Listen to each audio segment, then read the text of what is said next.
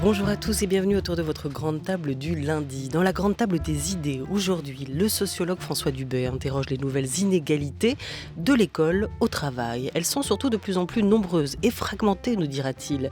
Dans ce contexte, on pensera avec lui la question aussi de la solidarité, comment repenser son sens aujourd'hui. Mais d'abord, rencontre avec l'auteur de polar Jérôme Leroy. On se souvient de son roman Le Bloc, adapté au cinéma par Lucas Bellevaux. Dans son nouveau roman Les Derniers Jours des Fauves, publié à la Manufacture du Livre, l'écrivain nous emmène avec lui dans les coulisses de la vie politique, entre magouille sale et ambition féroce à la veille d'une élection présidentielle. Jérôme Leroy sera aussi l'invité ce week-end à Lyon du festival Quai du Polar, le 18e du nom. Il est pour l'heure dans nos studios, à écouter tout de suite sur France Culture.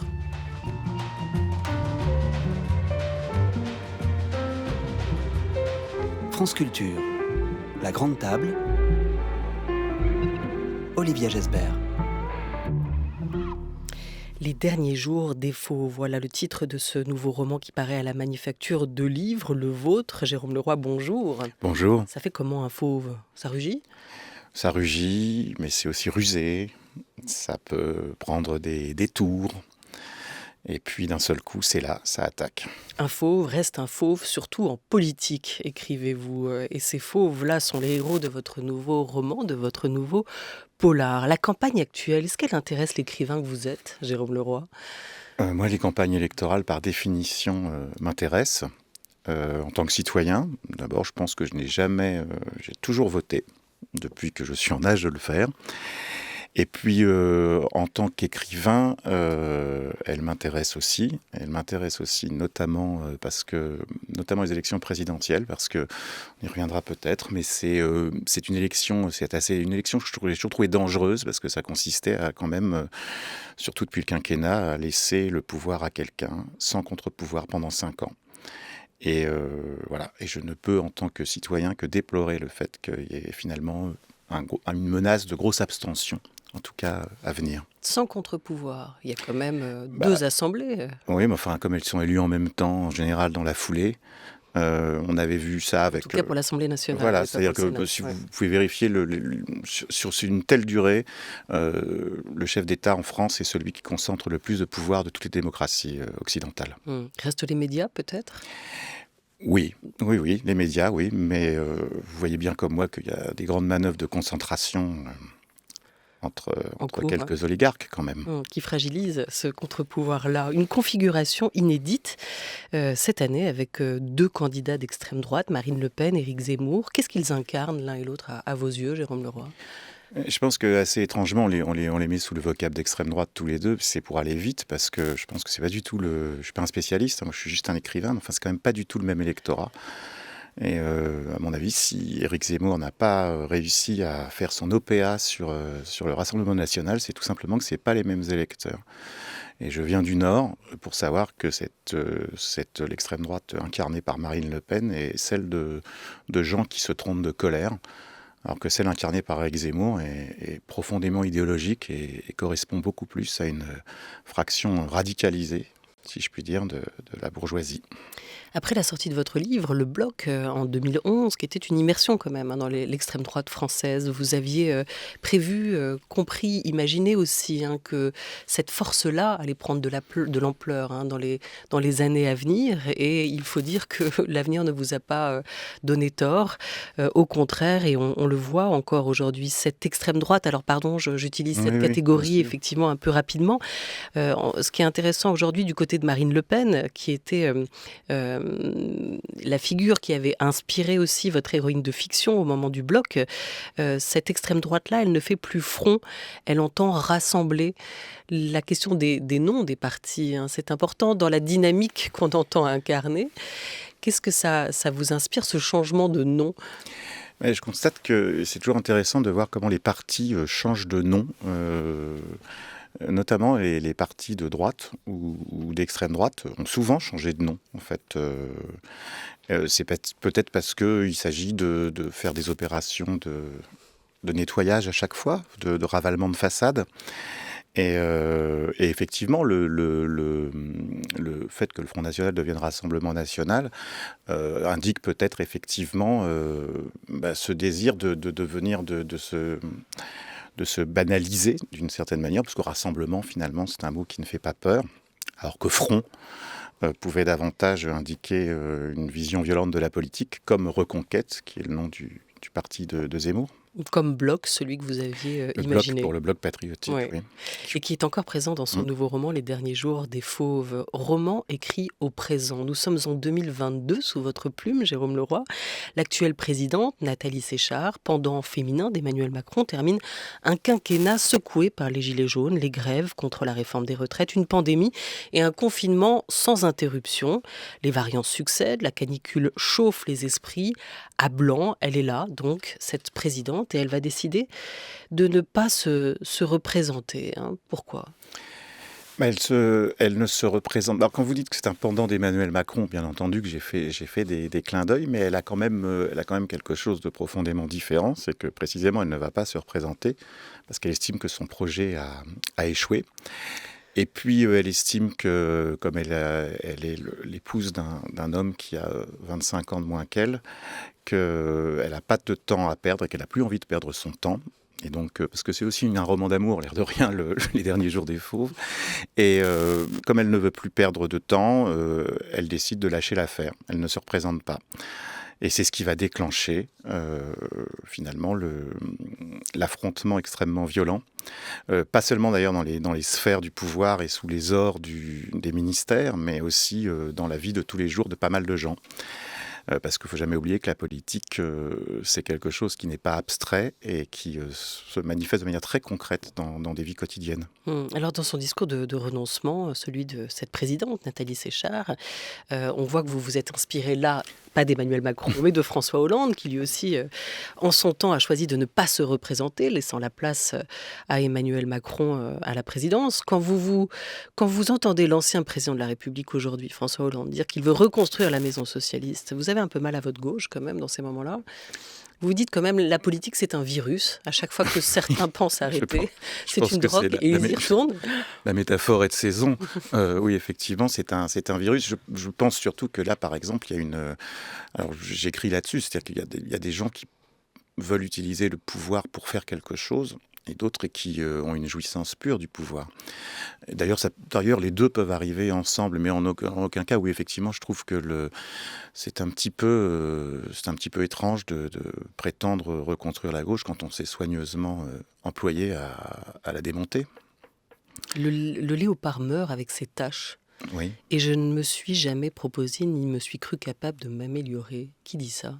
Guy Debord, que je cite à blanc, si je puis dire, dans le roman. Oui, c'est ça. Je pense qu'il y a moi, c'est un personnage comme Bosséan, mon ministre de l'Intérieur, qui est effectivement un léopard qui va mourir avec ses tâches et qui l'assume parfaitement.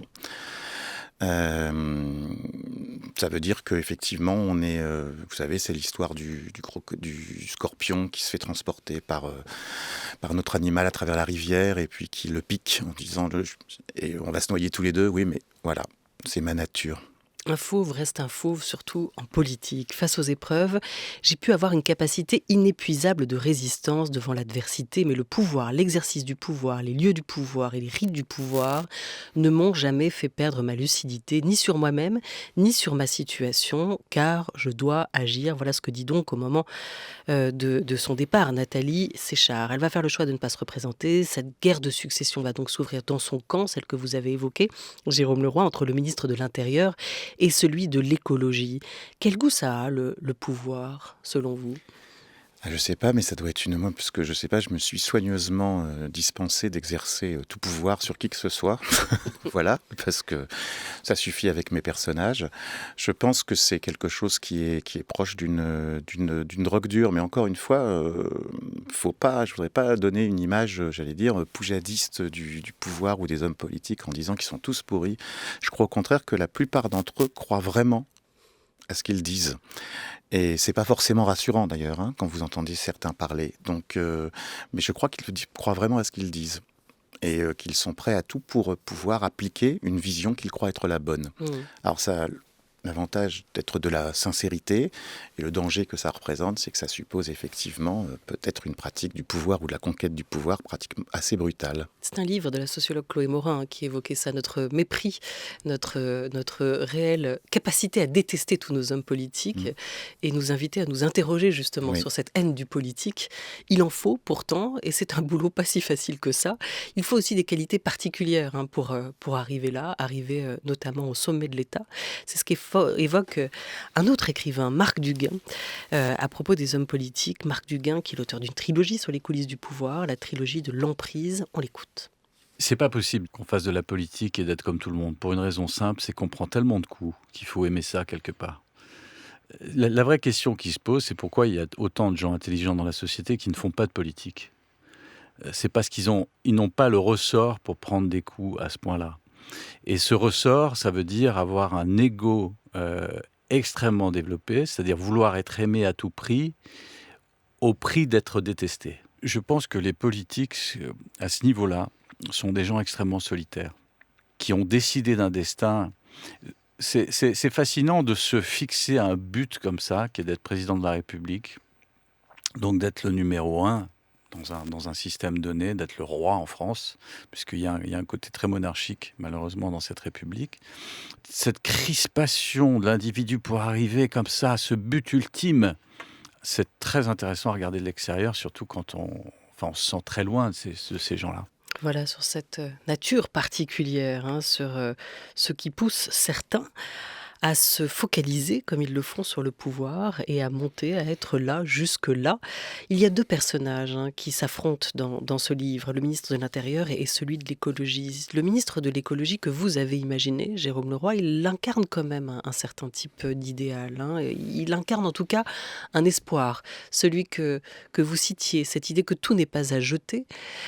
Pourquoi vous l'avez pensé, celui-là, et comment en fait? Sur quel archétype? Alors, je n'ai pas de clé précise dans ce roman, mais Manerville, c'est l'exemple de c'est un écologiste, mais c'est un écologiste qui a été élu il n'y en a pas tant que ça, dans une ancienne ville ouvrière dont il est originaire, du Nord.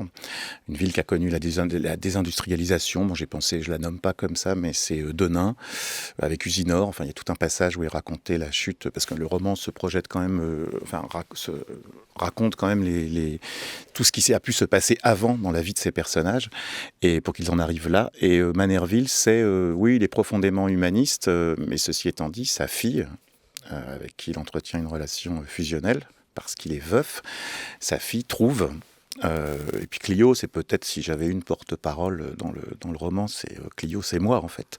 Et elle trouve que finalement, il a quand même mis la pédale douce sur ses idéaux au nom d'une espèce de pragmatisme, et qu'il se perd un peu dans cette course au pouvoir. Vous n'avez pas d'archétype, ce n'est pas un roman à clé, comme vous dites, et pourtant, il y a quand même des personnages qui sont bien campés, avec leur personnalité, leurs faiblesses, leurs forces, et vous les avez dessinés, vous le dites souvent en faisant référence à Balzac, ce trait de l'écrivain qui permet, comme c'est le cas sur un certain nombre de ces personnages, mais aussi du notaire Cardot, que vous citez expressément dans le livre, personnage balzacien par excellence. C'est quoi un personnage balzacien par excellence? Les personnages balzaciens en tout cas dans ce que j'appelle moi parce que je pense que Balzac est en fait un des inventeurs du roman noir. Vraiment, tel que moi je le conçois, est l'inventeur français du roman noir. Parce que par exemple, Une ténébreuse affaire, c'est l'affaire d'un enlèvement politique. Si vous regardez un des personnages balzaciens à travers le Père Goriot, Les illusions perdues et Splendeur et misère des courtisanes, c'est Vautrin, qui est quand même... Alors ça, c'est typiquement un héros de roman noir, qui est quand même un truand, dangereux, qui va finir chef de la police à la fin. Donc ça, c'est exactement, pour moi, le personnage balzacien, c'est à la fois un personnage qui incarne un certain type d'humanité dans la comédie humaine, mais qui est aussi, dans les personnages propres au roman noir chez Balzac, des personnages, et notamment les personnages d'hommes politiques, par exemple. Rastignac, c'est le plus connu. Je n'ai pas utilisé son nom dans le roman où tous les noms sont balzaciens ou presque, mais parce qu'il est trop connu, celui-là. On se caractérise par une volonté de puissance. D'ailleurs, Balzac les appelle les lions. Mmh. C'est des personnages ambivalents, c'est des personnages double face, en fait. Oui. C'est des personnages qui sont jamais là où on les attend et qui peuvent passer de la lumière à l'ombre, du blanc au noir ou dans le sens contraire, assez rapidement, hein. Oui, je pense que là encore une fois, c'est lié à l'esthétique du roman noir et, euh, et c'est quelque chose que Balzac avait parfaitement compris, c'est que euh, même si le léopard meurt avec ses taches, ça ne veut pas dire qu'on est nécessairement méchant ou bon, ça veut dire qu'on est, on est la somme de ses actes et que le même personnage, c'est pas forcément, encore une fois, c'est pas forcément rassurant, mais le même personnage peut être apparemment dans le camp du mal, entre guillemets, celui de la violence, celui de l'intrigue, celui de l'occulte, je pense au personnage du capitaine dans le roman, et être en fait pratiquement sur le chemin de la sainteté. Mmh. Voilà, donc c'est ça qui me fascine, moi, c'est cette complexité. Et cette complexité, on peut vraiment la montrer à l'œuvre, justement dans les choix qu'ont les politiques à faire, ou les gens qui leur obéissent, entre la fidélité à des idéaux et les méthodes pour y arriver. Mmh. Certaines trahisons aussi, qui Ouais. permettent peut-être d'y aboutir. Les coulisses de cette élection, celles que vous décrivez dans Les Derniers Jours des Fauves, Jérôme Leroy, elles sont quand même assez terrifiantes, hein. Elles sont assez sanglantes. Les arrière-cuisines de la politique, vous pensez, elles sont toujours, d'une manière ou d'une autre, remplies d'ambitions inabouties, avariées presque. Mais alors je pense surtout, alors après, et c'est ce que disait Marc Duguin dans le son que vous avez passé, c'est qu'on est quand même dans une constitution bien particulière, qui est la Ve République, qui fait tout reposer sur tous les pouvoirs entre les mains, encore une fois, d'un seul homme, quelque chose d'assez monarchique. Et ça ne peut que... Surtout aujourd'hui, où les discours se radicalisent, où il y a une espèce de bruit de fond permanent à travers les réseaux sociaux, etc., ça ne peut que aiguiser la violence des affrontements. Et finalement, j'ai poussé jusqu'au bout. Je pense que c'est plus que je pense que c'est aussi les hommes sont aussi la façon dont ils réagissent par rapport à des structures. Et la Ve République, pour moi, c'est vraiment quelque chose qui devient de plus en plus cauchemardesque. C'est-à-dire que sous prétexte d'assurer la stabilité du pouvoir, on fait tout reposer de manière quasiment irrationnelle entre les mains d'une seule personne en pensant que ça va être le sauveur.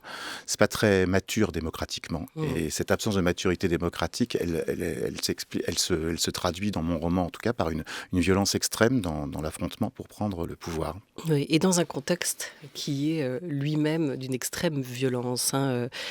Séchard ne supportait plus de voir son quinquennat réduit à la gestion d'une catastrophe sanitaire, alors que sa politique du zéro virus pour sauver des vies faisait grogner une population emmurée, une police et une armée suremployées dans les quartiers qui n'en pouvaient plus.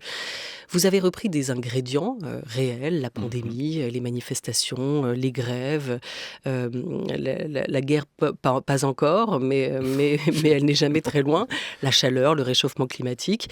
Le scénario noir d'une gestion de la pandémie à la chinoise, en France, tel que vous le décrivez, lui n'est pas advenu. Vous l'avez redouté.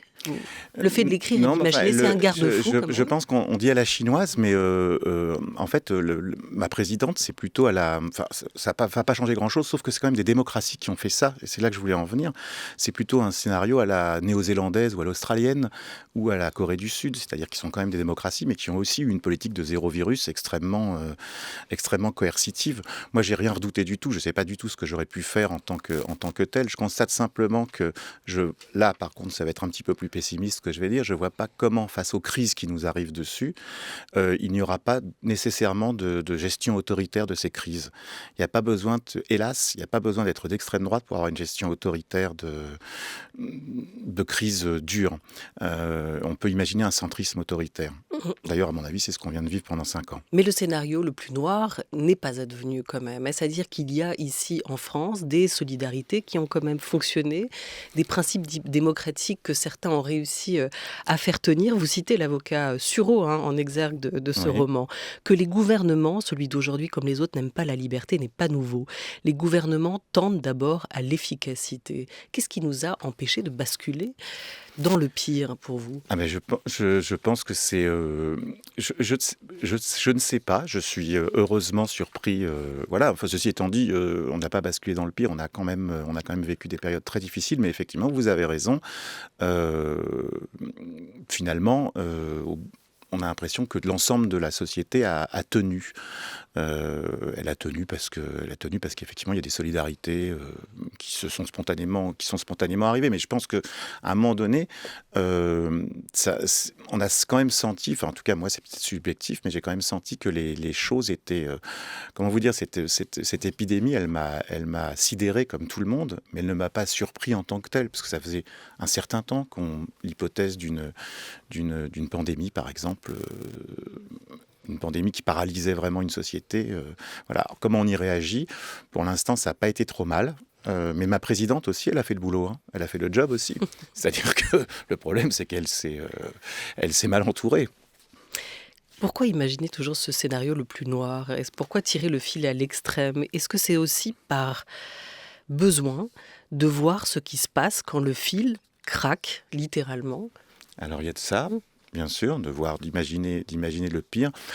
C'est aussi, je pense, mais ça c'est plus généralement beaucoup d'écrivains, je pense, c'est aussi une manière d'exorciser. C'est-à-dire que c'est ce que j'avais fait pour le blog que vous avez cité, c'est moi je veux exorciser, c'est-à-dire que des choses me font peur, m'inquiètent, et en envisageant le pire et en l'écrivant, j'ai l'impression que finalement, d'une certaine manière, ça n'arrivera pas. Voilà, c'est un peu un raisonnement, c'est de l'ordre de la pensée magique, et à la limite, c'est à vous que je transfère mes propres angoisses sur la situation, et pour moi, ça va mieux après. Vous exorcisez en mettant en scène vos peurs, hein. On peut imaginer ça comme ça, vos angoisses. Et votre espérance, Jérôme Leroy, vous la mettez dans quoi? Mais, par exemple, dans le roman, elle est très nettement du côté de Clio.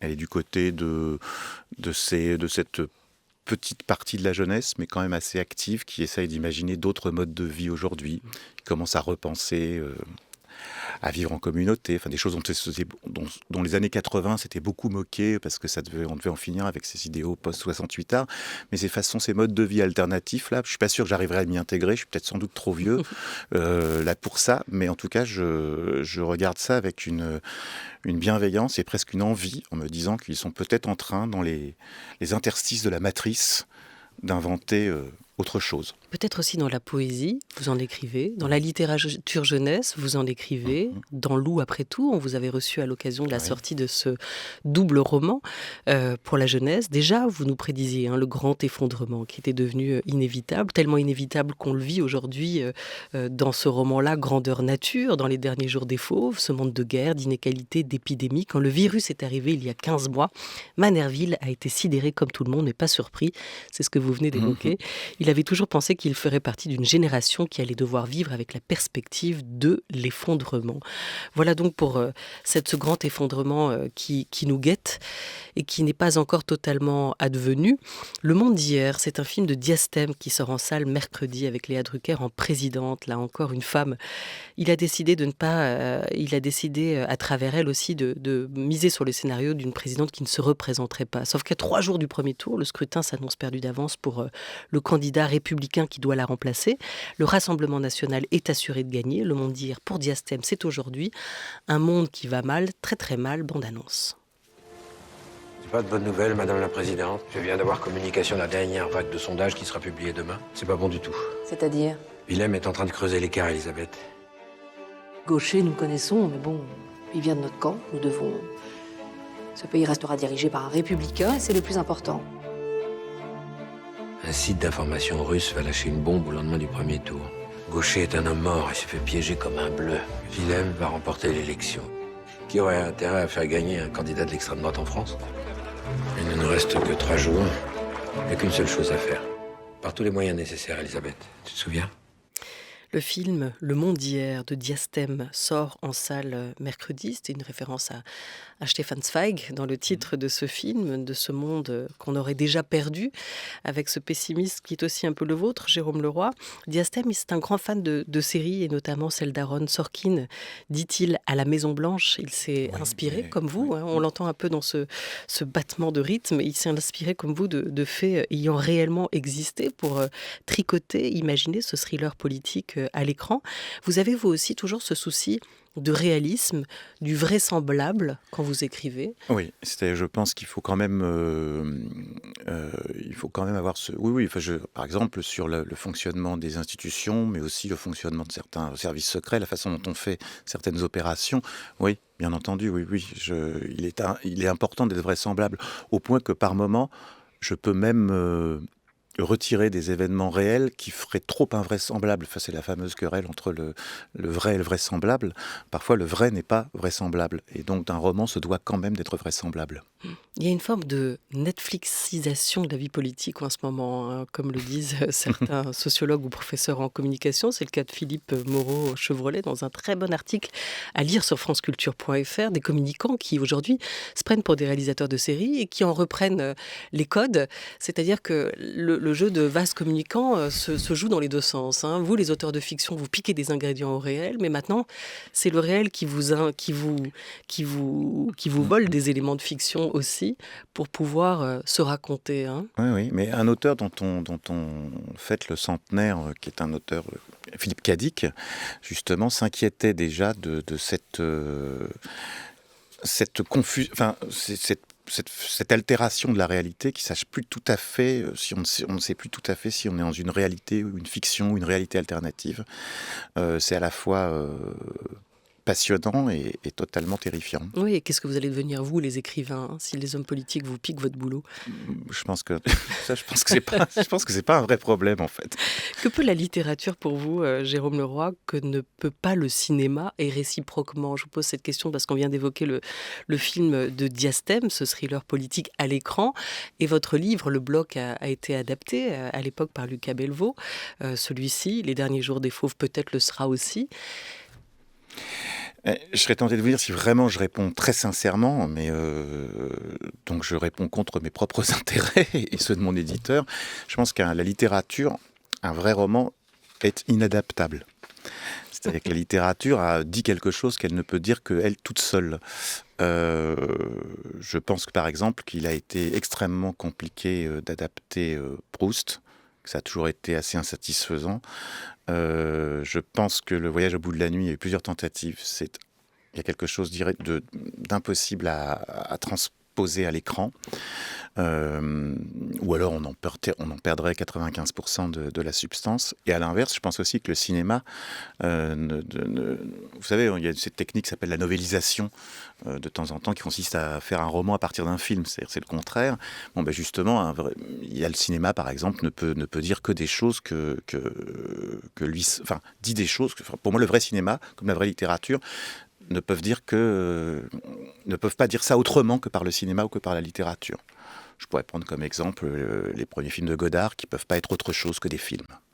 Alors si on vous prend au mot, Les Derniers Jours des Fauves ne peut être que lu et ne sera pas adapté à l'écran. Achetez-le, il est en librairie actuellement et il est édité à la Manufacture de Livres. Vous serez à Quai du Polar le week-end qui arrive à Lyon, et à cette occasion vous avez aussi signé à 4 mains ou à 2, puisqu'on écrit généralement avec une main, oui, avec Max Annas, qui est un auteur allemand. Terminus Leipzig, Quai du Polar a choisi d'ouvrir le dialogue entre des auteurs de polar européens, et c'est une bonne chose. Merci à vous, Jérôme Leroy. Merci Olivia. Merci.